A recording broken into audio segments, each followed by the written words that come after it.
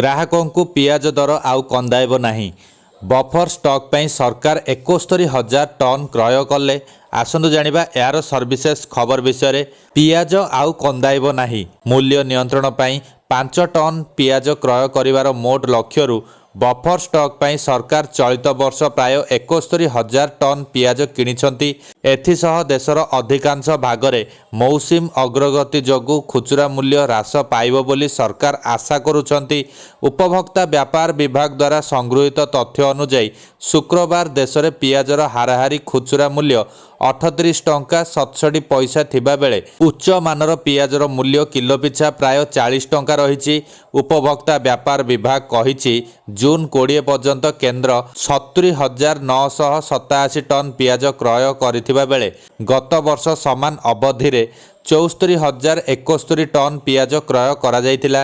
ଚଳିତ ବର୍ଷ ରବି ଉତ୍ପାଦନରେ ପ୍ରାୟ 20% ହ୍ରାସ ସତ୍ତ୍ୱେ ମୂଲ୍ୟ ସ୍ଥିରତା ବଫର ପାଇଁ ପିଆଜ କ୍ରୟ ଗତ ବର୍ଷ ସମାନ୍ତର ରହିଥିଲା।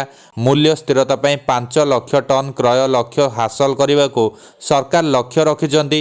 ପିଆଜ ମୂଲ୍ୟରେ ସ୍ଥିରତା ବଜାୟ ରଖିବା ପାଇଁ ସରକାର ବଫରରେ ପିଆଜ ରଖିବା କିମ୍ବା ବଜାରରେ ଛାଡ଼ିବାର ବିକଳ୍ପ ବ୍ୟବହାର କରିବେ ବୋଲି ଉପଭୋକ୍ତା ବ୍ୟାପାର ବିଭାଗ କହିଛି। କ୍ରୟ ମୂଲ୍ୟ ହେଉଛି ଏକ ପରିବର୍ତ୍ତନଶୀଳ ମୂଲ୍ୟ, ଯାହା ବିଦ୍ୟମାନ ବଜାର ମୂଲ୍ୟ ସହିତ ଜଡ଼ିତ। ପିଆଜ ମୂଲ୍ୟରେ ବୃଦ୍ଧି ପୂର୍ବ ବର୍ଷ ତୁଳନାରେ ଖରିଫ, ବିଳମ୍ବ ଖରିଫ ଏବଂ ରବିର ଉତ୍ପାଦନ ବୃଦ୍ଧି ଯୋଗୁଁ ହୋଇଛି। ପ୍ରମୁଖ ଅଞ୍ଚଳରେ ବୃଷ୍ଟିପାତ 20% ଅଭାବ ଯୋଗୁଁ ପିଆଜ ଦର ବୃଦ୍ଧି ପାଇଛି।